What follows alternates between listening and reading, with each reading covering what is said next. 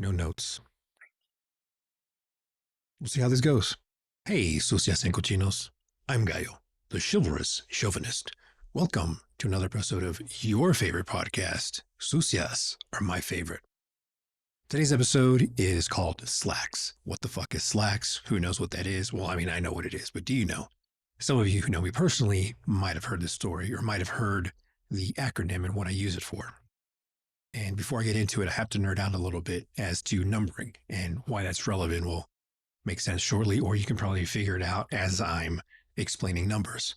So originally, Slax was 1 through 10 number system. And then I had to adjust because, 1 through 10 wasn't enough.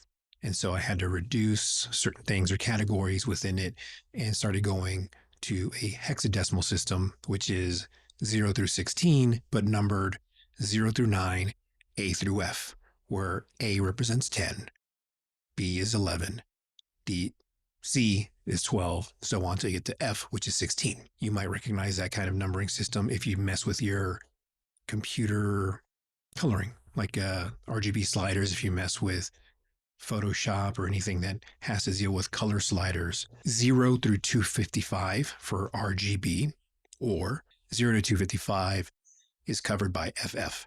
So FF is 16 times 16 equals 256, but you got to subtract 1 for 0. So 0 is actually the absence of color in RGB sliders, lots of nerdy shit there. But essentially, you could represent 255, 255, and 255 as FF, FF, FF. So I started using that system for sets of 4 to get up to 16. And then I realized, well, there's no accountability for like the middle. And then studying more and being a nerd with numbers and numerology, I realized or found out about Sumerians where they could count to 12 on a single hand. And you're like, wait, what the fuck? I get it. How the fuck can you count to 12 on a single hand? Actually, they could count up to 60 on a single hand because the Sumerian number system is base 60, 60. The same way where 0 through F represents 1 through 16 in a single digit, 0 through 60 was represented by a single digit or a single symbol or emoji or icon, whatever you like to call it, for each number going up to 60. Then 61, then you would get 2 digits where it would be the digit for 60 and the digit for 1. But I'll explain how they could count up to 60 on a single hand. So on one hand, either hand that you have, presuming that you don't have parasynthesis, I forgot the name of it. Essentially, it's a condition where your hands, usually it's 1 or 2 fingers that you have fused knuckles between your fist or your palm to your, so basically you could only bend the tips of your fingers in some cases, which is a rare condition or rare birth defect. And so your hand would be smooth, or your finger would be smooth at the first bend or joint where most other people have it. And I knew a guy in high school that had this. That's how I know this condition. If you don't have that birth defect, then you can count to 60 on a single hand. So you count to 12 initially by counting each knuckle on your finger, and you keep track of each one, like put a finger down, kind of challenge that way. You keep going. Each finger represents 12. 5 times 12 is 60. So it's just a little bit of nerd information you might not care about, but now you learn something new. Don't believe me? Google it. So now my numbering system for Slax is 12. I don't use hexadecimal anymore. I just use regular digits because too much work, and I can do it with one hand. So what does Slax stand for? Slax is the way I use or rate women that I'm dating to pursue something more serious into a serious relationship. And sure, you can call me sexist or misogynist or whatever it is you want to call me, that I rate women, but everybody rates the person, or even the opposite sex, or rather rates the sex that they're oriented to or that they're attracted to. And whether it's mentally, physically, sometimes as reductive as smash or pass, but I would like to put more effort into it as to explain my methodology or my mindset in the way that I approach dating, in the way that I consider, look at women to have a serious monogamous relationship with. And slax isn't the order in which I rate, it's just kind of the mnemonic device to help me remember what each thing stands for. So S, sexual compatibility. L, looks, which is the first thing I look at, of course. A is attitude, which is something you get to know, which is the second thing I see or look for once I get to know the woman. And X is X factor, or je ne sais quoi, just the French of that special thing that you can't really put your finger on, but it's something about them that lures you or draws you towards them, their magnetism, whatever that is. The way that I actually rate would be more like lax S, laxes. Slax is just an easier way to remember it. What do I mean by sexual compatibility? This one's kind of difficult to quantify because there's so many variables in it. But essentially, if all three ports aren't open for me to dock into, okay, wait, no, this isn't TikTok. I can say whatever the fuck I want. So if all three holes are closed, or rather, if only one or two holes are open, then that's certainly like no go. Like that's it. Not that I want to use all three holes every time that we have sex. Sometimes it could just be mutual masturbation, whatever. But the point is, for me, to be sexually fulfilled, there is more than just the three holes to have fun with. And so if she's closed-minded about three holes, generally, in my experience, most women are closed-minded about kink and other things that I would be interested in doing and trying for my sexual gratification. Which, of course, whatever hers are, I would strive to give those to her.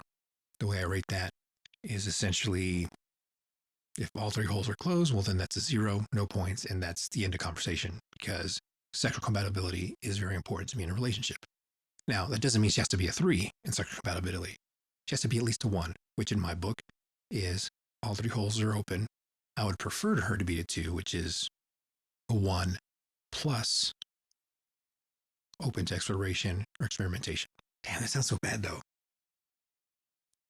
Because it's not about sex. It's about having a long-lasting relationship. But you can't tell a woman, or I can't tell a woman what I like or look for in a relationship, because she could fake it or pretend to be those things or say she's those things, dive into a relationship with her, and then realize 3-4 months down the line that it was all based on a lie. That in fact, she isn't into X, Y, and Z, that she's only from A to Z. If there's things that I like to do, she's only into A through G, which isn't enough. That's not even half. And I'm willing to give her A through Z in her book, but she won't meet me even halfway in my book. So that's a waste of time. That's why I spend so much time dating women, like 6 months to a year, to get to know them and see all the other things. But whatever. To get to that point, to even get to the 6-month mark, even pushing forward that much time for monogamy, there has to be the slax points. Looks. Now, most people try to use the 0 through 10 or 1 through 10 scale, but whoever rates anyone a 1. I mean, you could, but nobody ever says it out loud. And for me, in my book, you're either below average, average, or above average. It's so much easier to rate in that sense versus, oh, well, no, you're a 5, but she thinks she's a 9, and having that type of discussion, because appearance or looks is subjective. Well, what attracts you or attracts me is going to be different from guy to guy. Personally, I like an hourglass figure, and I don't like size 0 through 6. Prefer like an 8 through 12 is more my preference, or size shape. I'm thinking more of like Sofia Vergara or Salma Hayek, Jennifer Hudson, Anna Nicole, before she lost all that weight through hydroxy cut, air quotes. By the way, before and after Nicole towards the end, both are aesthetically my physical preference. Or even Heather Graham. Wait, Heather Graham? Ashley Graham, the model, plus size supermodel. And it isn't that I'm into busty women. I'm actually more of an ass man, but I prefer proportionate DNA ratio. So, for example, Iggy Azalea and J-Lo are actually below average in my book because they're not proportionate. But again, those are my preferences. Just like it's okay for women to want a 6-figure guy that's 6 foot tall and has a 6-inch dick or longer. It should be okay for me to want an hourglass figure. You have to take accountability of the face as well. So there's below average, which feminine, presentable, attractive as a female, but just not attractive for my book. And what I'm thinking of is the older sister in Meet Joe Black. I want to say her name is Sarah Gay Harden. She's below average. Another thing, as far as looks, I like feminine appearance, more skirts and dresses. All right, here's the best example. Body-wise, shape-wise, Billie Eilish would be perfect if she wore more dresses, but she doesn't. She dresses as a tomboy. She wears oversized shirts. She wears leggings, shorts, workout shorts, whatever. So to me, that makes her below average because not just her physical appearance, but the way she presents herself, the way she dresses. Also, she's like 12, so too young for me as well. That's more of a better example of how I rate looks. It's not just body, it's not just face, but it's also attire and dress and how they present themselves from day to day. So like Pam or Angela from The Office. To me, they're actually above average because they usually dress in feminine attire. Most guys would consider them average. A, attitude.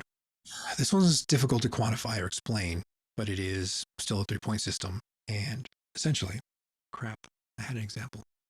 I got it. I'll get there. So, with the attitude is the attitude with me, the way she is and behaves around me, how she treats me, and how she works with me. And ideally, I'm not going to lie, I would love a Stepford wife, a 50s wife that is on my beck and call, is feminine, and does everything, or nearly everything that I ask. I still want some pushback. I want some brattiness to it.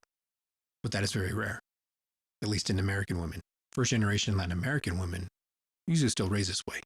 And the ones that I've dated have been more than accommodating. And if I'm doing something, working out in the garage, changing oil, whatever, mowing the lawn, they have no issue with bringing me something, some type of refreshment or coming out, not necessarily giving company, but checking on me to make sure that I'm not overexerting myself and to keep me from having a heat stroke and actually being caring and attentive to me.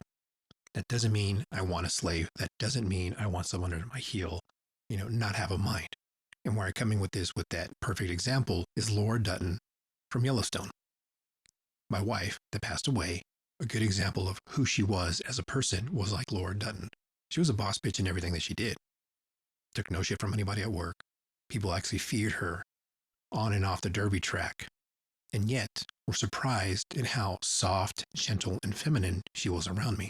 Because I was her protector, I was her safety net, I was her man.